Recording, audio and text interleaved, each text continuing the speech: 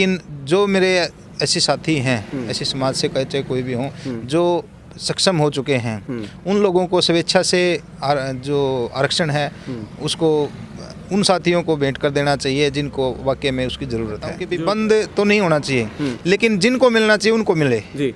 जो नजायज़ फ़ायदा उठा रहे हैं आरक्षण के नाम पे, बड़े बड़े उद्योगपति के बच्चे हैं वो भी आरक्षण का लाभ ले रहे हैं, बड़े बड़े अधिकारियों के बच्चे हैं वो भी आरक्षण का लाभ ले रहे हैं, लेकिन जिनके लिए आरक्षण बना था उनको नहीं मिल रहा। बीजेपी जेजेपी ने गरीब तबके के लिए कुछ किया इस सरकार ने 10 साल से है? किया क्यों नहीं? दर दर की ठोकरें खिला दी जी। और इससे आगे क्या करेगी? आज हर किसी के हाथ में थैला पकड़ा दिया और इससे आगे क्या करेगी? जी। हैं, और क्या उम्मीद करें हम इनसे? अब इनको दिखा देंगे, अब इनके हाथ में थैला पकड़ा के चलता करेंगे। शहीदों रोड पे बारात आज हरियाली हरियाली थी, हजारों की संख्या में मोटरसाइकिल के साथ, गाड़ियों के साथ भाई साहब का यहाँ स्वागत किया रविदास धर्मशाला में। हजारों आदमी यहाँ पे अपने उससे खुश उससे आ रहे थे खुद से।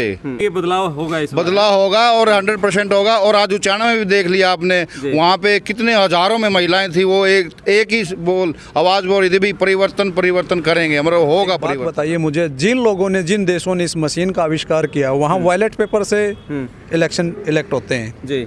सारे राजनीतिक दल इसके विपक्ष में है, खिलाफ में है कि भाई बैलेट पेपर से इलेक्शन करवाया जाए जी।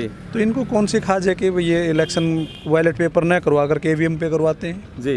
मैदान जंग में दौड़ना है, मैदान का अगर घोड़ा आप हो तो आप बैलेट पेपर पे करवाए इलेक्शन हो रहा है, मैदान में बैलेट पेपर आना चाहिए। हरियाणा की राजनीति का गढ़ कहे जाने वाले जींद में एक बड़ा परिवर्तन हुआ है।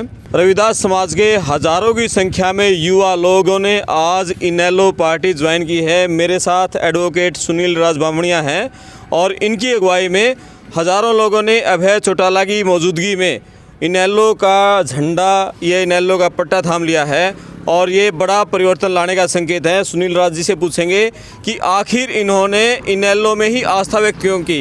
जी सुनील जी नमस्कार। नमस्कार जी। सबसे पहले तो आपके चैनल के दर्शकों को सभी को बहुत बहुत शुभकामनाएं। ये बताओ, जो ऐसी समाज था हमेशा से कांग्रेस का वोट बैंक रहा है और पिछले चुनाव में कहीं ना कहीं ऐसा लग रहा था कि वो बीजेपी के साथ गया है, और आप इनेलो में अब क्यों शामिल हुए हैं? इनेलो में शामिल होने का कोई ज़्यादा बड़ा इशू नहीं था। हमें पीछे सारी की सारी, चाहे वो बीजेपी हो, जेजेपी हो, चाहे कांग्रेस हो, सभी पार्टियों को देख चुके हैं। हाँ। और सभी की अगर राजनीतिक कार्यवाही को अगर कंपेयर किया जाए तो हमने देखा कि भाई जो इनेलो पार्टी है वो ना हमारी जितनी भी ऐसी कम्युनिटी है उसके लिए कभी भी गलत नहीं ठहरी जी। जिस वजह से हमने सभी राजनीतिक पार्टियों की कार्रवाई को कंपेयर करके देखा तो हमने इनेलो पार्टी सबसे बढ़िया लगी और हमने कहीं ना कहीं इनेलो पार्टी का दामन थामने की जी। पिछले 10 साल से आरक्षण को लेकर कई तरह के पॉलिटिकल बयान आते हैं, भाई आरक्षण पर पुनर्विचार होना चाहिए, आरक्षण खत्म किया जाना चाहिए। इसको लेकर दलित समाज के लोगों में किस तरह की विचार हैं? देखिए, आरक्षण जो बाबा साहब ने मांग की थी वो समाज की जो हालात थे उस समय के उनको देखते हुए आरक्षण की मांग की थी ताकि समाज के अंदर सभी वर्गों के अंदर तालमेल बन सके जी। लेकिन आज आरक्षण का नाजायज़ फ़ायदा भी उठाया जा रहा है और कुछ जिन लोगों को आरक्षण नहीं मिला था, चाहे उसमें जनरल कम्युनिटी के अंदर काफ़ी कास्ट हैं, उन सभी कास्टों में से कुछ साथियों ने उस आरक्षण का फर्जी दस्तावेज तैयार करके नाजायज़ फ़ायदा उठाया है और वो आज ऐसी डॉक्यूमेंट्स के सारे बड़ी बड़ी पोस्टों पे हैं, बड़े बड़े पदों पे जाके बैठे हुए हैं और उन लोगों ने जो ऐसी रिजर्वेशन थी उसको कहीं ना कहीं बदनाम करने का काम किया है, जिसकी वजह से आज आम धारणा होगी है कि भाई ऐसी रिजर्वेशन बंद होनी चाहिए। लेकिन आज भी ऐसा शोषित समाज बैठा है हमारे समाज के अंदर जिसको वाकई में रिजर्वेशन की आवश्यकता है। लेकिन जो मेरे ऐसे साथी हैं, ऐसे समाज से चाहे कोई भी हों, जो सक्षम हो चुके हैं उन लोगों को स्वेच्छा से जो आरक्षण है उसको उन साथियों को भेंट कर देना चाहिए जिनको वाकई में उसकी ज़रूरत है। बड़ी बात कही आपने। मोहन भागवत की तरफ से 2-3 बार इस तरह के बयान आए हैं, पुनर्विचार होना चाहिए। ये 10 साल के लिए लागू किया था, लेकिन आज भी अगर आप देखोगे तो कहीं ना कहीं ऐसी समाज के अंदर बहुत ज़्यादा शोषण हो रहा है और उसी शोषण के नाते देखो मैं ये कहता हूँ कि भी बंद तो नहीं होना चाहिए, लेकिन जिनको मिलना चाहिए उनको मिले जी। जो नजायज़ फ़ायदा उठा रहे हैं आरक्षण के नाम पे, बड़े बड़े उद्योगपति के बच्चे हैं वो भी आरक्षण का लाभ ले रहे हैं, बड़े बड़े अधिकारियों के बच्चे हैं वो भी आरक्षण का लाभ ले रहे हैं, लेकिन जिनके लिए आरक्षण बना था उनको नहीं मिल पा रहा है। बात फिर पॉलिटिकल करते हैं। आपने हरा पटका पहना है, क्या अगले लोकसभा चुनाव की तस्वीर हरियाणा की क्या देख रहे हैं? लोकसभा की तो मैं खैर इतनी बड़ी नहीं बात। और विधानसभा की? विधानसभा में बदलाव होगा बहुत बड़ा। क्या क्या लग रहा है, किस पार्टी का? अभी पार्टी का तो हम तो बिहारियाल नपला के तो हरे की बात करेंगे, और किसी का क्यों जिक्र करेंगे? बीजेपी जेजेपी ने गरीब तबके के लिए कुछ किया इस सरकार ने 10 साल से है? किया क्यों नहीं? दर दर की ठोकरें खिला दी जी, और इससे आगे क्या करेगी? आज हर किसी के हाथ में थैला पकड़ा दिया और इससे आगे क्या करेगी? जी हैं, और क्या उम्मीद करें हम इनसे? अब इनको दिखा देंगे, अब इनके हाथ में थैला पकड़ा के चलता करेंगे। जी। अच्छा, ये तो बीजेपी वाले तो कह रहे हैं जो गरीब तबके के लिए हमने किया वो किसी ने नहीं किया, इस तरह के वादे करते अब हैं। कह तो रहा हूँ ना, किसी ने नहीं किया ना। ये थैला किसी ने नहीं पकड़ा, ये कागजों का थैला आज तक मतलब हर कोई किसी के हाथ में है, ये किसी ने नहीं पकड़ाया था। आज को हर कोई मतलब लाइन में लगा हुआ है। जी। पहले कांग्रेस के राज में देखा था, कोई सिलेंडरों की लाइन में लगा होता था, कोई राशन की लाइन में खड़ा होता था, कोई खाद की लाइन में खड़ा होता था।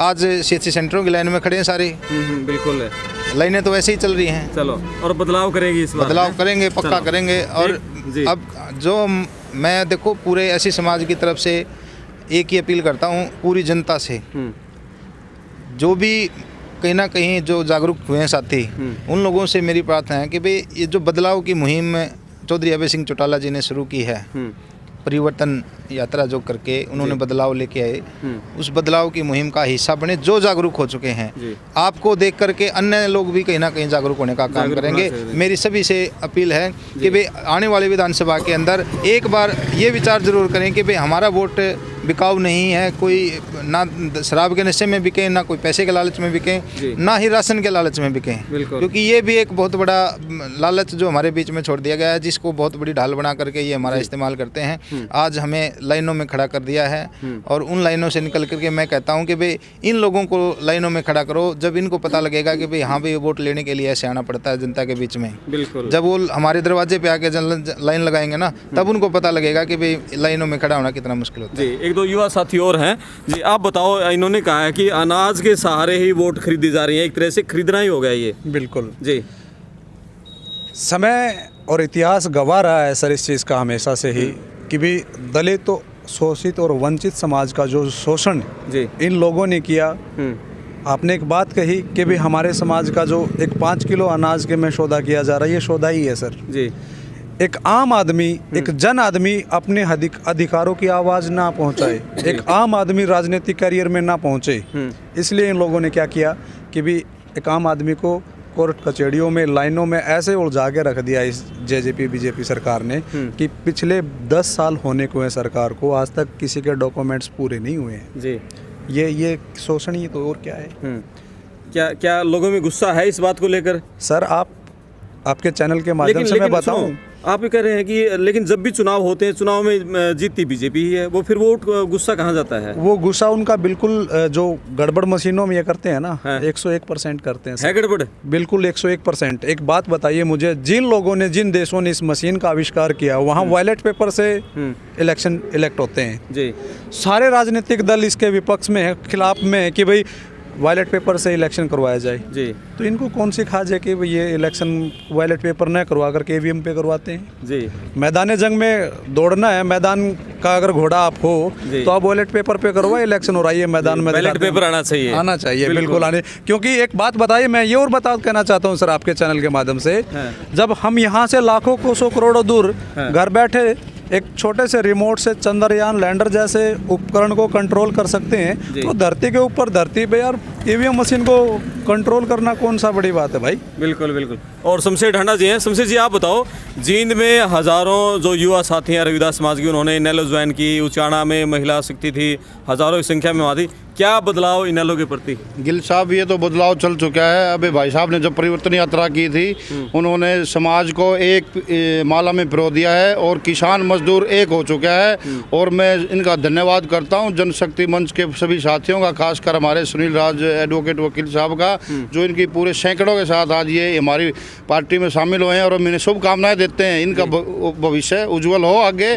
और हमारे ये जो जिला अध्यक्ष हैं पूनम राणा जी, जो अजप्पा को छोड़ के आए हैं, हैं और वो भी आगे बढ़ें। और आज बड़ा अच्छा लगा, पूरे शहीदों रोड पे भरा था आज, हरियाली हरियाली थी। हजारों की संख्या में मोटरसाइकिल के साथ, गाड़ियों के साथ भाई साहब का यहाँ स्वागत किया रविदास धर्मशाला में। हजारों आदमी यहाँ पे अपने उससे खुश उससे आ रहे थे खुद से। यानी कि बदलाव होगा, इस बदलाव होगा और 100% होगा। और आज उचाना में भी देख लिया आपने, वहाँ पे कितने हजारों में महिलाएं थी, वो एक ही आवाज़ बोल रही थी भी परिवर्तन परिवर्तन करेंगे, हमारा होगा परिवर्तन। चलो बहुत धन्यवाद। और ये थे मेरे साथ जनशक्ति मंच के कुछ सदस्य सुनील राज बामणिया, जिनकी अगुवाई में हजारों युवा साथियों ने इनेलो में शामिल होने की घोषणा की। मैं आपका दोस्त क्रमपाल, पड़ताल टीवी पर बने रहिए। धन्यवाद।